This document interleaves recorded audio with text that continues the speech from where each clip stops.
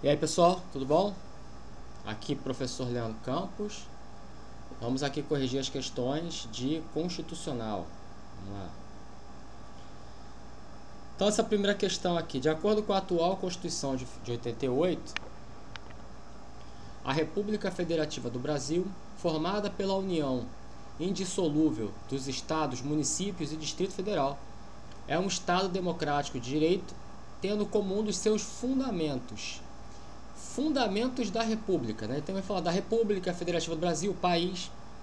Os fundamentos são a base, né? Os alicerces sobre os quais a República se ergue, né? O país é construído. E esses fundamentos você vai encontrar no artigo 1º da Constituição, que é o famoso Sociedivalor.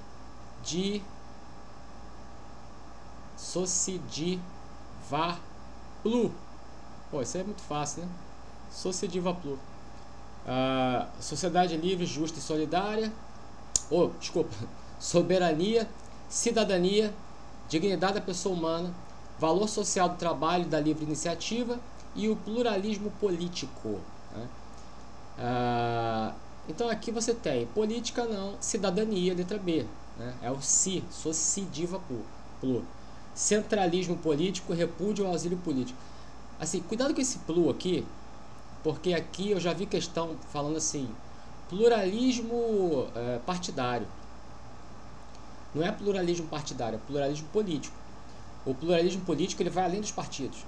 Se você tem uma ideologia, se você é de direita, se você é de esquerda, se você é de centro, isso independe de você ser filiado ou não a um partido, tá? É lógico que o pluripartidarismo é algo democrático, né? Um partido único não é uma coisa muito boa. Mas o pluripartidarismo ou o pluralismo partidário decorre exatamente do pluralismo político, entendeu? Então aqui eu já vi questão de prova colocar o pluralismo partidário. Não, não é o pluralismo partidário, é o pluralismo político, que é uma coisa muito maior, né? do qual o pluralismo partidário dele decorre, né? Então tá lá, cidadania. 2. Nos termos da Constituição Federal são garantidos aos reconhecidamente pobres. Isso é no artigo 5º, né? Artigo 5º da Constituição, e ele fala em registro civil de nascimento e certidão de óbito. Isso aqui é bem claro lá no artigo 5º, são garantidos aos reconhecidamente pobres. Registro civil de nascimento e certidão de óbito, aqui no caso letra A, né? Isso aí tá fácil, né? Tá fácil. Terceira questão. Segundo o artigo 5º, a lei regulará a individualização da pena e adotará, entre outros, as seguintes penas, né? Então, assim, banimento não é permitido pela Constituição. O que é banimento? Você pegar um nacional e banir do país. Então, eu sou um nacional brasileiro, tal, e eu sou banido do meu país. Eu não posso mais entrar. Isso não é permitido, não só pela Constituição, mas também pelos tratados de direitos humanos, né? Todo mundo tem o direito a entrar e sair do seu próprio país, né? Então o banimento está fora. Penas de caráter perpétuo também não é admitido na Constituição. Trabalhos forçados também não é admitido pela Constituição. Então prestação social alternativa sim, é permitido. Então a Constituição ela só coloca aquilo que não pode acontecer, né? Não, ela coloca algumas possibilidades, né? Mas o que é a prestação social alternativa? É muito simples. Você, ao invés de ser preso, cumprir uma pena privativa de liberdade, você cumpre uma restritiva de direitos, que pode ser limitação de final de semana, que você pode prestar serviço a uma ONG, serviços comunitários, né? Tá aí. Então o Código Penal ele vem e estabelece isso tudo aí. Letra D. A quarta questão é uma questão que a Selecom pegou de novo. A Selecom gosta muito de concurso municipal e já é a segunda questão dela nesse mesmo sentido. Depois tem uma outra.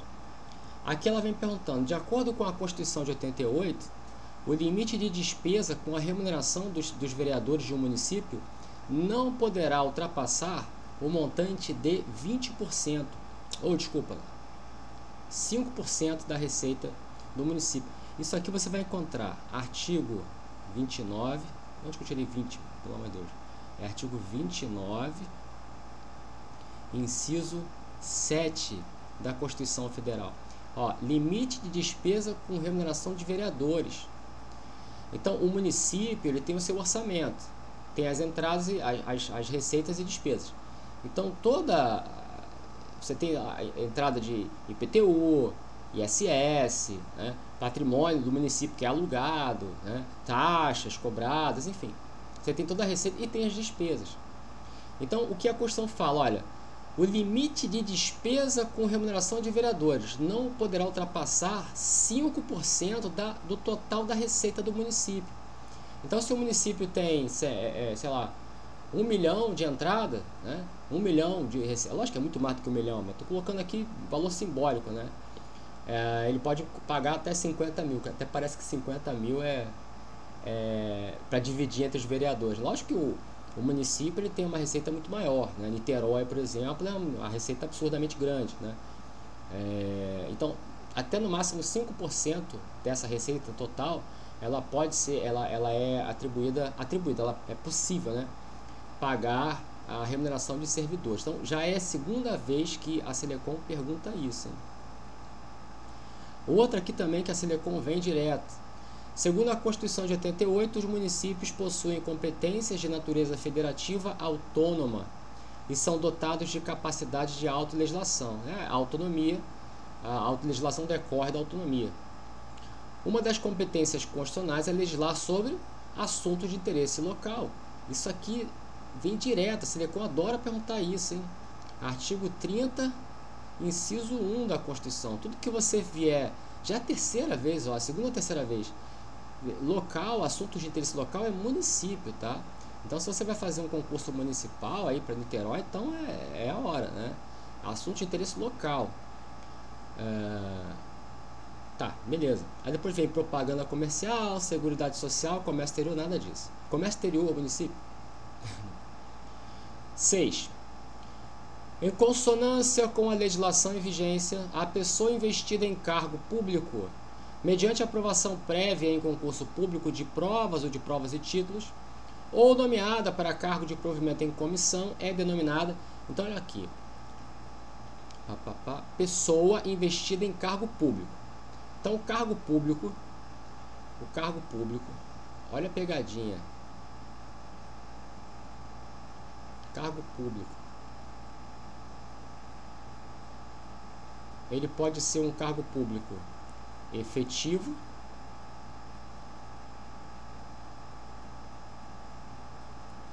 ou ele pode ser um cargo público em comissão.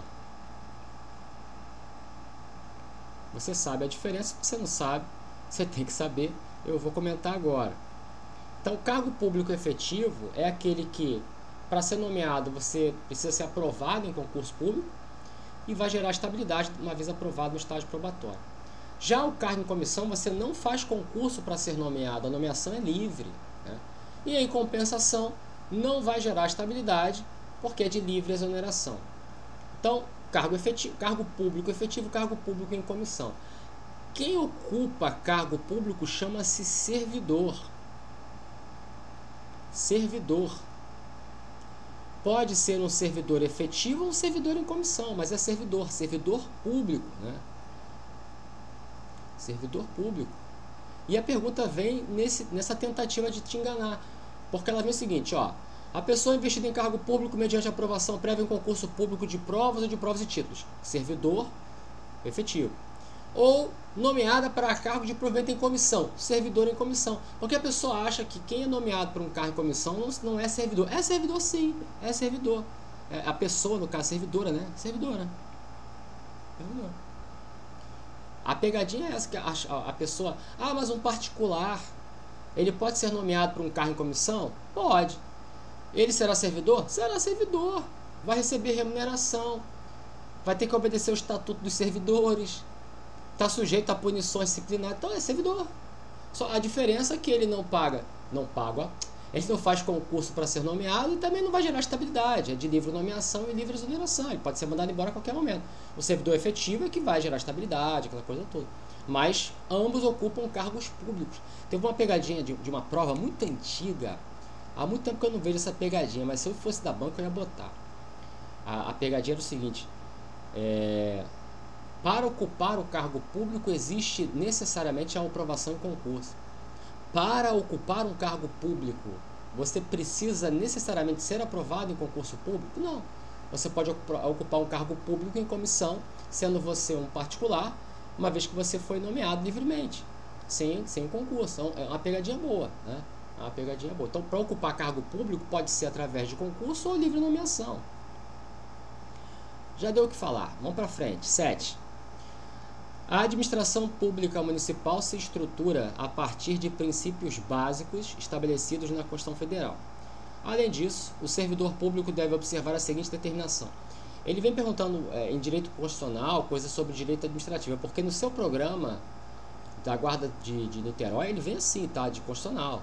Ele vem perguntando sobre administração pública, agentes, aquela coisa toda. Então, tá aí. O servidor público deve observar a seguinte determinação. Letra A. Os vencimentos dos cargos do Poder Legislativo e do Poder Judiciário não poderão ser superiores aos pagos pelo Poder Executivo a cargos e empregos de atribuições iguais, semelhantes, ressalvados de caráter individual. Beleza, já é. Isso está no artigo 37. Artigo 37, inciso 12 da Constituição Federal. Tá? Artigo 37, inciso 12. Então, exatamente como está aí. Então, os vencimentos, né, dos cargos do Legislativo e do Judiciário não poderão ser superiores àqueles pagos ao Executivo. Tá? Se salvadas as vantagens de caráter individual, porque às vezes um tem uma vantagem, o outro não tem, mas o vencimento aqui que é a base, né? A base legal. Então, vencimento. Vencimento a remuneração é igual a vencimento mais vantagens. Então, o vencimento é o vencimento base do cargo, né? Aquilo que a lei estabelece, e todo mundo que ocupar cargos semelhantes vão ter o mesmo vencimento, né? Agora, vantagem é uma coisa individual. Aí, por exemplo, tem um tem direito a um auxílio, o outro não tem. Um tem direito a uma indenização, o outro não tem. Um tem direito a um adicional, o outro não tem. Mas o vencimento é o mesmo. Que somos dois dá a remuneração. A literatura aqui é o vencimento, tá? Beleza. A letra B. A equiparação de espécies remuneratórias para o efeito de remuneração de pessoal do serviço público é autorizada? Não. Não é autorizada a equiparação também no artigo 37. O que significa isso? Vamos lá. Vamos pegar aqui um exemplo de Estado. O juiz ganha X. Né? A lei vai estabelecer o subsídio do juiz. E o promotor de justiça do Ministério Público do Estado, o juiz estadual e o promotor estadual, do mesmo Estado. O promotor ganha tanto também. Né? O valor um pouquinho menor, um pouquinho maior, tá, beleza. Aí vem uma outra lei e aumenta o subsídio do juiz. Essa lei que aumenta o subsídio do juiz não vai, via de consequência, aumentar o subsídio do promotor de justiça, do Ministério Público. Por quê? Porque não há essa equiparação, não é possível, não é autorizada a equiparação. Porque se fosse autorizada a equiparação, aumentando o subsídio de uma categoria, por arrastamento, por equiparação, todos os demais também seriam aumentados automaticamente. E não é assim que acontece, a Constituição não permite isso, graças a Deus. Então, se o juiz recebe um aumento no seu subsídio e o promotor de justiça quiser também um aumento no seu subsídio, ele vai precisar de uma outra lei, porque não são equiparados. Eu estou dando um exemplo aqui, você pode pegar em qualquer categoria, em qualquer ente federativo, tá? C. O direito de greve só poderá ser exercido nos termos definidos em lei complementar a ser criada. Primeiro que não é lei complementar, né? O direito de greve do servidor, ele pode ser servidor, tá? Aqui está falando servidor público, artigo 37. Não é o direito de greve do trabalhador da iniciativa privada, e você vai sair desse capítulo aqui. A Constituição fala que existe o direito de greve para o servidor, mas há a necessidade de uma lei específica. Ué, professor, o que é lei específica? Diz respeito ao assunto. É uma lei específica só sobre isso, é uma lei criada só sobre isso, não vai tratar sobre outra matéria. Tá? Lei complementar e lei ordinária é a forma de aprovação daquela lei. Maioria simples ou maioria absoluta. Não é isso que diz a Constituição. A Constituição fala lei específica. E se ela não fala que é lei complementar, vai ser lei ordinária. Então não é lei complementar, é lei ordinária. A ser criada, sim, direito de greve do servidor é uma lei que ainda precisa ser criada. Ué, mas como é que o servidor hoje tira a greve?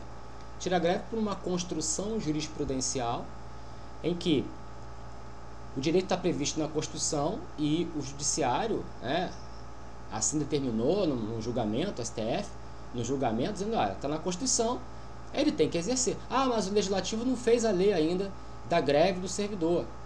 Mas o Supremo falou assim, por outro lado, o servidor não pode ficar à mercê do Legislativo para exercer um direito que está na Constituição, que está acima de tudo, né? Então o que o Supremo fez? Pegou a lei de greve do trabalhador da iniciativa privada e aplicou essa mesma lei ao servidor. Até que o Congresso Nacional se debruce e crie, de fato, uma lei para o servidor público, para exercer a greve. Então não é lei complementar, é lei ordinária, lei específica, assunto específico, mas lei ordinária. E tudo bem, ela vai ser criada ainda, mas está errada aqui. Letra D. Ao servidor público civil de todas as esferas de governo é vedada a livre associação sindical. Não, é permitida também, artigo 37. Tudo artigo 37, tá? É livre a associação sindical. Existem vários sindicatos aí de servidores aí espalhados, tem um monte. Então, 7, letra A. 8. As pessoas físicas que trabalham de forma remunerada na administração pública, sendo submetidas às regras da consolidação das leis do trabalho, denomina-se, isso aqui não tem muito o que falar, empregado público. Servidor público é o estatutário, seja ele efetivo ou em comissão, é estatutário. E empregado público é o seletista. Seletista porque obedece à CLT. Isso você vai encontrar nas empresas públicas, nas sociedades de economia mista e nas fundações públicas de direito privado. Eu fiz concurso para a Petrobras.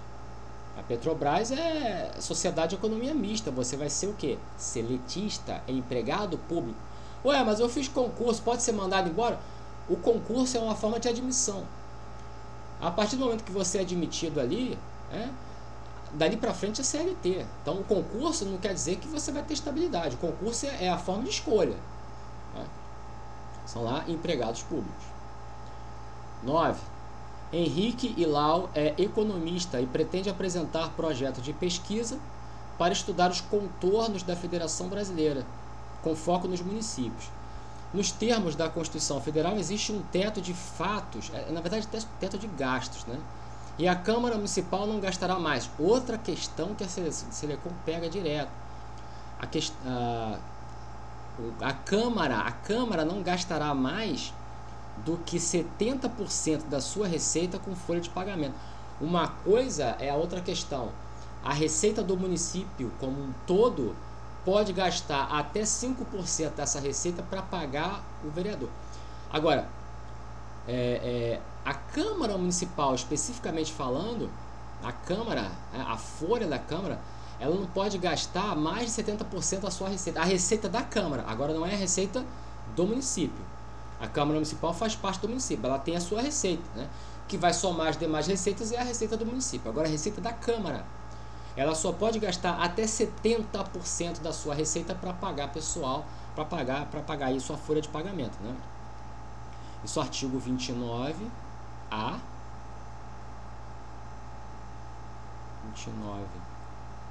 29A, parágrafo 1º.